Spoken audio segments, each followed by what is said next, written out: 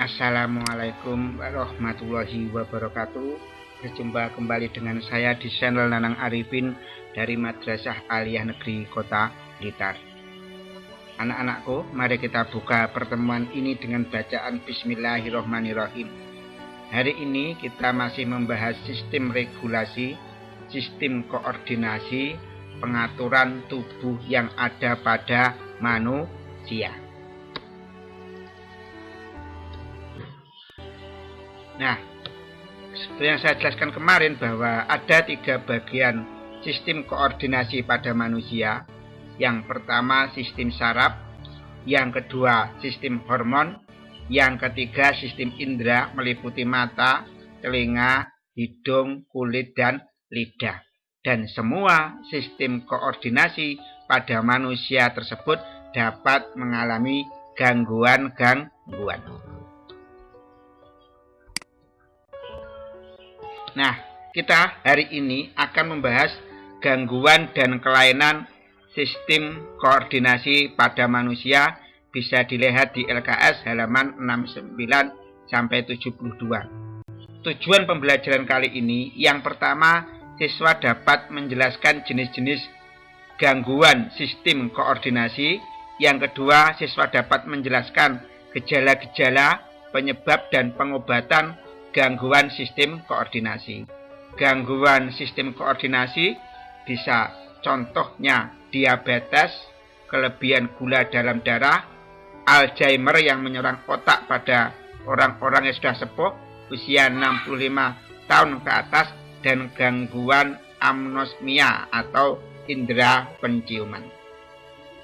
Maaf, hari ini Bapak tidak akan membahas semuanya, karena tidak cukup yang dari LKS saya bahas hari ini, hanya saya bahas yang mungkin sekiranya penting-penting saja.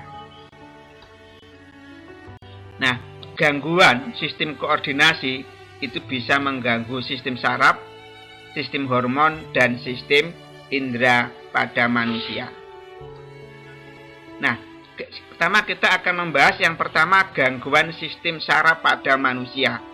Yang pertama Parkinson. Ini pernah diderita oleh petinju legendaris Muhammad Ali, atau kalau ketika sebelum masuk Islam namanya Cassius Clay. Ini Muhammad Ali ketika sudah sepuh dan menderita Parkinson. Apa gejalanya Parkinson? Yaitu penderita mengalami tremor, gerakan tidak terkendali, sehingga dia sulit untuk makan karena tangannya bergerak-gerak sendiri tanpa bisa dikendalikan. Penyebabnya apa orang kalau kena Parkinson? Karena pada otak itu ada gangguan produksi dopamin dalam otak. Nah, karena itu di dalam otak, asetilkolin dalam otak tidak bisa bekerja dengan maksimal, sehingga tidak bisa mengendalikan gerakan tubuhnya. Tubuhnya bergetar tidak terkendali. Ini menurut alamdoktor.com, ini dari website yang sudah qualified, bahwa ada beberapa faktor yang menyebabkan kondisi orang kena Parkinson. Misalnya yang pertama, cedera. Di sini Muhammad Ali mungkin cedera ketika bertinju, sehingga masa tuanya dia mengalami Parkinson. Kalau ada bahan-bahan kimia, itu bisa menyebabkan orang menderita Parkinson. Riwayat keluarga, mungkin ada keluarganya yang kena Parkinson dan itu bisa menurun.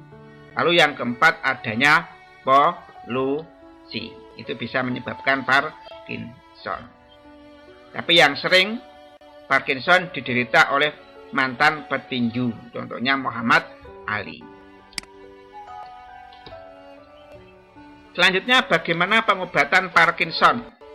Itu bisa diberikan obat-obatan untuk menggantikan dopamin dalam otak, dalam tubuh manusia. Contoh bisa diberi levodopa atau ini ya, agonis dopamin. Atau juga fisioterapi, itu untuk meningkatkan kemampuan pasien dalam melakukan aktivitas sehari-hari. Atau psikoterapi kepada psikolog. Atau untuk dengan melakukan operasi pada otak. Seperti itu. Selanjutnya gangguan sistem saraf pada manusia, itu yang kedua epilepsi. Apa gejalanya epilepsi? tubuh tidak dapat merespon rangsang. Ketika kambuh, otot bisa berkontraksi, bisa memendek, sehingga bisa melakukan gerakan-gerakan yang tidak terkendali ketika kambuh. Nah, penyebabnya apa? Ini adanya kelainan neuron, sel-sel saraf di otak. Padahal otak untuk mengendalikan gerakan. Di otak ini neuronnya sudah rusak. Bisa karena kelainan metabolisme, atau infeksi, atau toksin racun. Dan karena kecelakaan, karena rusak, maka sel saraf tidak bisa mengendalikan gerakan tubuhnya. Selanjutnya bagaimana pengobatannya? Ini mungkin dengan cara untuk mengurangi kejang dengan memberikan obat anti epilepsi, atau dengan melakukan bedah otak kita. Yang ketiga, gangguan sistem saraf pada manusia, Alzheimer atau pikun. Gejala-gejalanya ini terjadi pada orang yang sudah sepuh, sudah tua, usianya di atas 65 tahun, ditandai dengan berkurangnya mengingat. Sehingga kadang-kadang orang ketika menderita Alzheimer tidak ingat itu anaknya, itu cucunya, dan lain sebagainya. Bahkan dia tidak bisa menjalankan kemampuan melakukan kegiatan sehari-hari. Misalnya ketika buang air besar tidak bisa meletakkan pada tempat yang semestinya. Ataupun juga ketika meletakkan nasi, itu bisa keliru di gelas, dan meletakkan air minum di piring. Itu karena sudah hilang kemampuan melakukan kegiatan sehari-hari. Apa penyebabnya? Di sini ada penumpukan protein abnormal yang mengganggu kinerja sel saraf. Sel saraf otaknya sudah rusak. Itu juga bisa karena faktor genetis keturunan. Bisa pola makan, pola hidup. Karena kadang-kadang adanya endapan-endapan dalam pembuluh darah itu bisa menghalangi aliran darah ke otak, sehingga sel saraf bisa rusak. Dan juga karena pola lingkungan. Nah, ini bagaimana untuk pengobatannya? Untuk pengobatan Alzheimer di sini bisa dengan diberi obat rifaximin untuk mengurangi dampak Alzheimer. Jadi mungkin sulit juga untuk sembuh sedia kala. Dan ini bisa dikurangi untuk mengingat dengan stimulasi kognitif, sering diajak bicara, sering diajak ngomong, sering diajak untuk mengingat kembali siapa anaknya, siapa cucunya. Itu langkah-langkah ikhtiar lahir untuk mengobati orang tua. Ketika orang tua sudah pikun, itu ujian bagi anaknya, ujian kehidupan bagi anaknya. Nah, selanjutnya yang kedua adalah gangguan sistem hormon pada manusia. Itu bisa gangguan sistem pengeluaran hormon, bisa juga karena adanya kerusakan kelenjar hormon. Kelenjar yang menghasilkan hormon sudah rusak. Kita akan membahas gangguan sistem sekresi pengeluaran hormon. Yang pertama, sekresi hormon yang berlebihan, hipersekresi. Contoh, tubuh berlebihan memproduksi hormon tiroksin yang ada di leher. Itu nanti kalau kelebihan akan mengakibatkan tangan selalu gemetaran, berkeringat, suhu tubuh cenderung tinggi. Kalau sekresi hormon kurang, namanya hiposekresi. Contohnya kurangannya hormon insulin di dalam kelenjar pankreas kita di atal ginjal. Itu kan hormon insulin mengubah glukosa jadi glikogen. Karena hormon insulin kurang, glukosa tetap menjadi glukosa. Akhirnya glukosa, zat gula berlebih dalam darah, mengakibatkan kadar gula tinggi. Kalau kadar gula lebih dari 200 mg per dl, itu kalau bisa kamu cek di dokter, berarti kamu kelebihan gula darah. Kalau kurang dari 200, berarti gula darah kamu masih normal.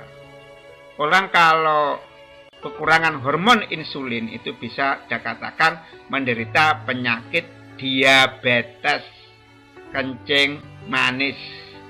Itu nanti gejalanya berat badannya turun, sering haus, serta mulut dan kulit terasa kering. Ini bisa diobati dengan suntik hormon insulin. Karena diabetes itu ya kekurangan hormon insulin. Lalu kerusakan kelenjar hormon. Ini orang lehernya membesar ini ya. Ini karena penyakit gondok. Karena tubuh kekurangan hormon tiroksin untuk membentuk iodium.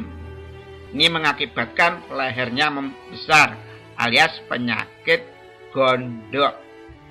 Selanjutnya, kerusakan kelenjar hormon itu bisa menyebabkan penyakit virilisme. Ini penyakit virilisme.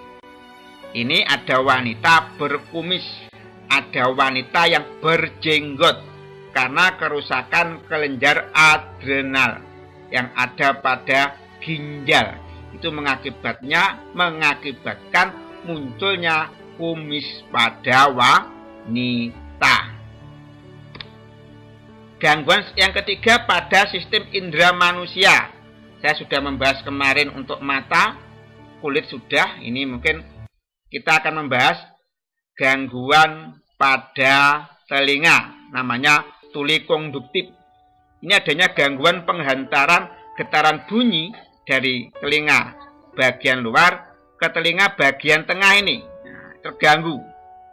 Mengapa terganggu? Yang pertama, penyumbatan minyak serumen di daerah sini, di saluran telinga ini ada minyak serumen. Ini kalau kelebihan akan mengganggu.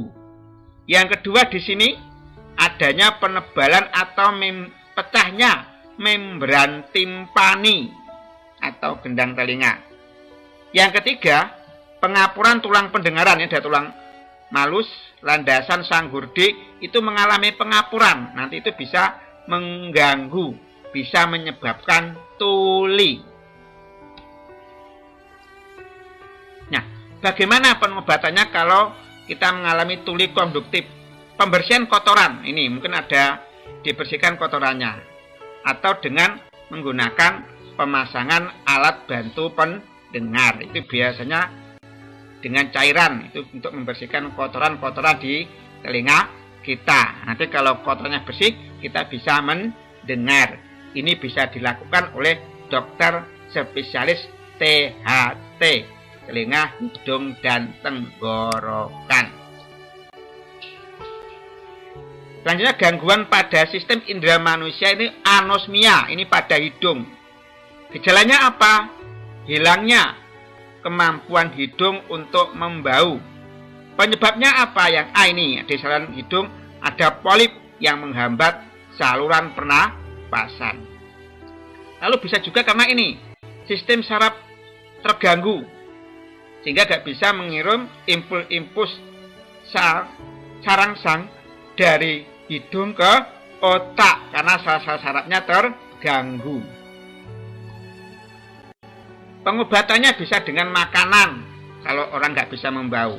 Bisa menggunakan bawang putih, ya, itu bisa dibuat dalam bentuk ramuan. Caranya dihancurkan dan diberi air hangat.